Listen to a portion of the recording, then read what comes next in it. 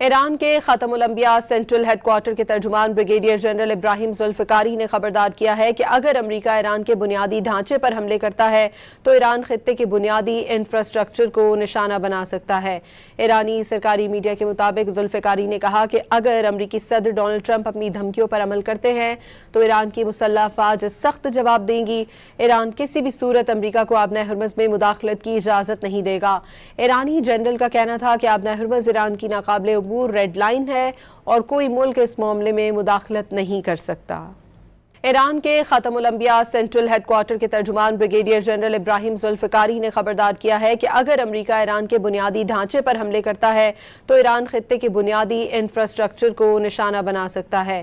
ایرانی سرکاری میڈیا کے مطابق ذوالفقاری نے کہا کہ اگر امریکی صدر ڈونلڈ ٹرمپ اپنی دھمکیوں پر عمل کرتے ہیں تو ایران کی مسلح افواج سخت جواب دیں گی۔ ایران کسی بھی صورت امریکہ کو آبنۂ ہرمز میں مداخلت کی اجازت نہیں دے گا۔ ایرانی جنرل کا کہنا تھا کہ آبنۂ ہرمز ایران کی ناقابل عبور ریڈ لائن ہے اور کوئی ملک اس معاملے میں مداخلت نہیں کر سکتا۔ ایران کے ختم الانبیاء سینٹرل ہیڈ کوارٹر کے ترجمان بریگیڈیئر جنرل ابراہیم ذوالفقاری نے خبردار کیا ہے کہ اگر امریکہ ایران کے بنیادی ڈھانچے پر حملے کرتا ہے تو ایران خطے کے بنیادی انفراسٹرکچر کو نشانہ بنا سکتا ہے۔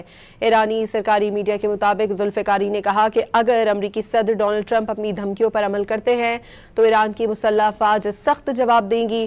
ایران کسی بھی صورت امریکہ کو آبنۂ ہرمز میں مداخلت کی اجازت نہیں دے گا۔